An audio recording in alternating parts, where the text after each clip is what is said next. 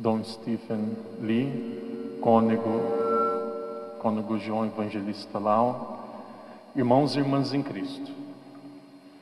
Os últimos dias da vida de Jesus podem ser resumidos através de dois montes.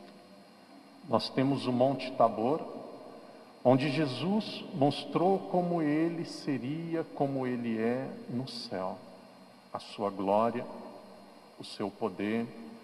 Os evangelistas, um texto que aparece nos 4 evangelhos, dizem que mulher nenhuma, nem a melhor lavadeira do mundo, conseguiria lavar roupas tão brancas.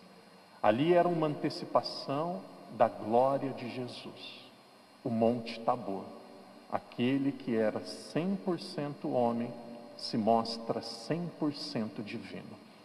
Os 3 evangelistas, os 3 apóstolos mais próximos do Senhor, João, Pedro, Tiago, conseguiram ver antes da morte de Jesus aquilo que Jesus seria no céu. O Tabor é um grande milagre. O Tabor foi algo tão grandioso que Pedro disse: Senhor, vamos fazer 3 tendas. É bom estar aqui. Uma tenda para ti, uma tenda para Moisés, que representa a lei, e uma tenda para Elias, que representa a profecia. Eu fico imaginando, se eu tivesse no Tabor, Jesus mostrando como ele seria na eternidade, seguramente eu faria o mesmo pedido que São Pedro fez. Porém, alguns dias depois, um dos evangelistas diz que 8 dias depois do Monte Tabor, Jesus estava em outro monte. Jesus estava no Monte Calvário. Continuando a reflexão que o padre fez ontem, aquilo que aconteceu com Jesus no Calvário talvez foi o extremo do sofrimento do ser humano, um ser humano que transpirou sangue. Alguém que transpirou sangue. O padre percebia aqueles que estavam carregando o andor, algo bonito, um gesto grandioso. Mesmo sendo jovens, alguns estavam transpirando. Quando a gente faz exercício, a gente transpira. Já transpirou sangue alguma vez na vida? Não, nem eu. Nem passei perto. Jesus transpirou sangue. Jesus transpirou sangue. O cúmulo, o extremo, o mais profundo do sofrimento que o sofrimento do ser humano, o mais profundo de uma dor que um sofrimento pode trazer, Jesus passou. Aquele que se mostrou como Deus no Tabor, se mostra profundamente humano no Calvário. Quando nós olhamos para Jesus no Calvário, Jesus está dizendo assim: eu sei o que você passou, eu sei o que você passa, eu sei as suas dificuldades, eu lhe entendo, eu lhe compreendo. Claro que eu amaria a Deus, claro que eu adoraria a Deus, se não tivesse a encarnação de Jesus. Mas imagine se Deus tivesse ficado só no céu, ensinando, enviando os profetas, enviando os livros sagrados, seria algo muito frio. Minha mãe, há poucas semanas atrás, ela disse: filho, já faz 3 anos que a gente não se vê. Eu disse: mãe, ligo para a senhora toda semana. Hoje em dia, com chamada de vídeo pelo WhatsApp, Skype, parece que tem como se fosse um vidro na nossa frente. A gente está vendo a pessoa muito perto, mas ela disse: não, filho, eu quero te tocar, quero te abraçar, eu quero sentir o seu cheiro. Amor pede presença. Quem ama, educa. Quem ama, toca. Quem ama, cuida. E aí Deus, no seu extremo do seu amor, no extremo do seu cuidado, o que ele fez? Ele desceu e se fez um de nós. No colégio onde eu trabalho, Colégio de São José, número 6, na Ilha Verde, uma professora chinesa, que não é batizada, não tem ninguém na religião, não tem ninguém na família que é católico, uma pessoa que não ouviu praticamente nada de Deus. O que ela aprendeu de Deus, ela aprendeu no colégio, quando estudava. Ela fez uma pergunta, ela disse assim: padre, que tem de tão especial no cristianismo? O que tem de tão diferente no cristianismo? O que tem de tão diferente no catolicismo? Qual que é a diferença entre os cristãos e os budistas? Entre os cristãos e os judeus? Entre os cristãos e os muçulmanos? Qual que é a grande diferença? E eu disse a ela, a grande diferença é que Deus para nós se fez gente. Para nós, a grande diferença é que Deus teve carne humana. Para nós, a grande diferença é que Deus, Ele teve coração humano.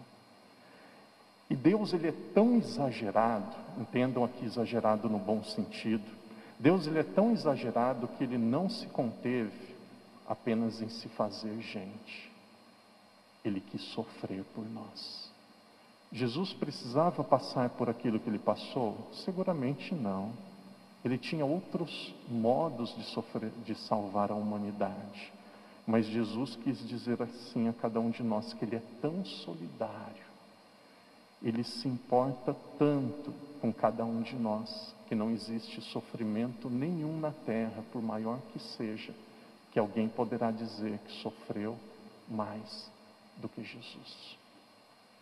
A maioria dos nossos sofrimentos, nós trazemos no nosso coração de forma escondida, silenciosa e calada.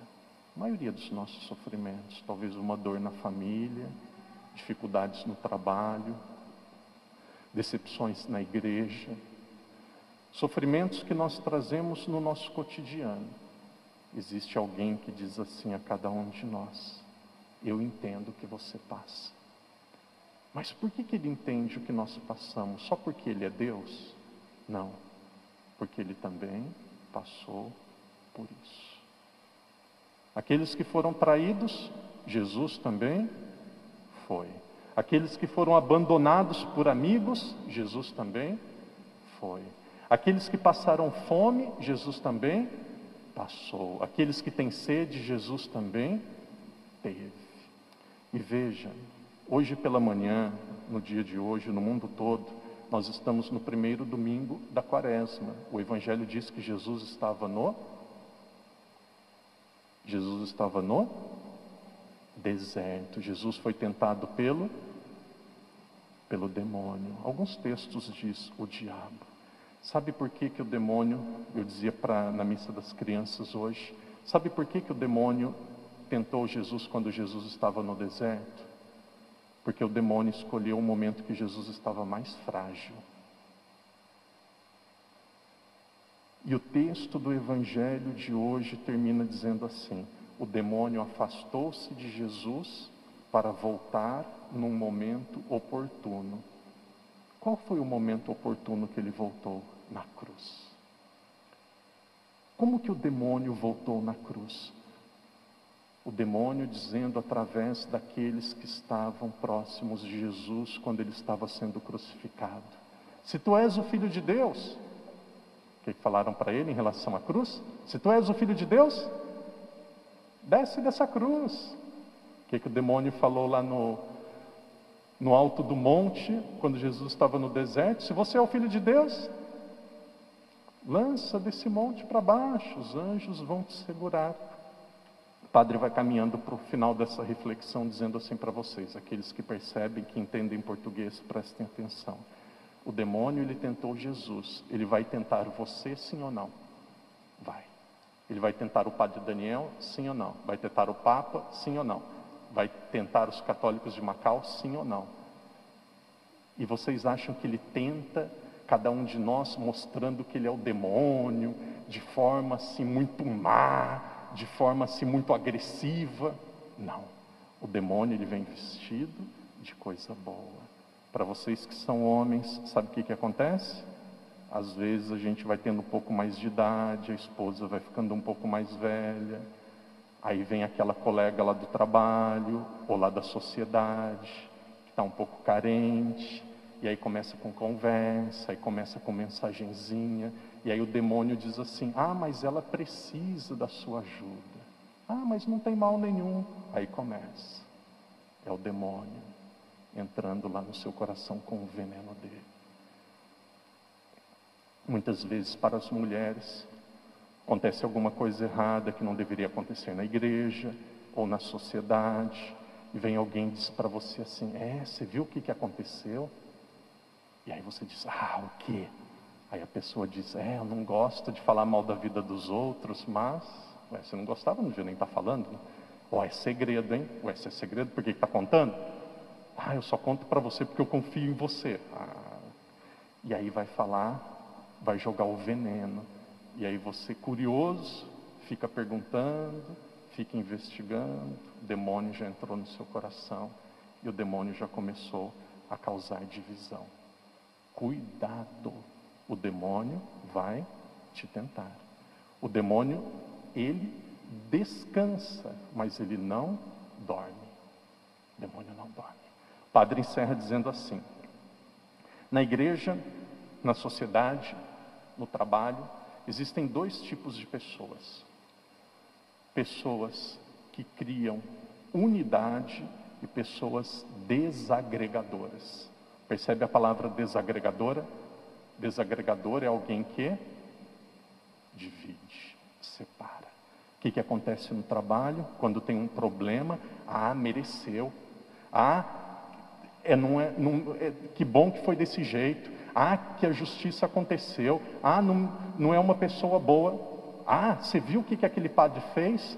Porque ele é daquele jeito. Mas porque a igreja agora está daquele jeito, né? Palavras de gente desagregadora. Sabe o que acontece quando você é desagregador? O veneno fica no seu coração. Você não vai ser feliz. O rancor fica no seu coração. Você não vai ser feliz.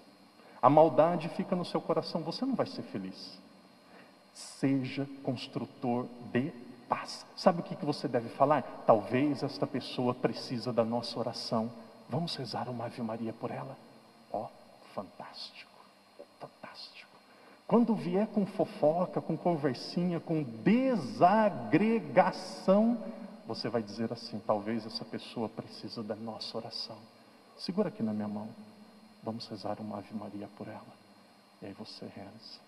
Atitude de gente do céu. Atitude de pessoas nobres. Atitude de pessoas ou de pessoa que foi tocada por Jesus. Queridos irmãos e irmãs, nós estamos começando a quaresma. Que Deus te dê a graça de viver profundamente. Vamos levar a sério a nossa religião. Um pouquinho de via sacra já cansou. Jesus fez metade da manhã e metade da tarde, várias horas. Chegou a transpirar sangue. Amor se paga com amor. Vamos pedir a graça de amarmos Jesus com palavras, mas principalmente com ações. Nessa quaresma, faça um profundo exame de consciência e não continue no erro, sendo qual for, pequeno ou grande. Faça um profundo exame de consciência, não fique no erro. Deus, ele é tão bom que ele sempre nos dá uma nova chance, mas nós precisamos mudar.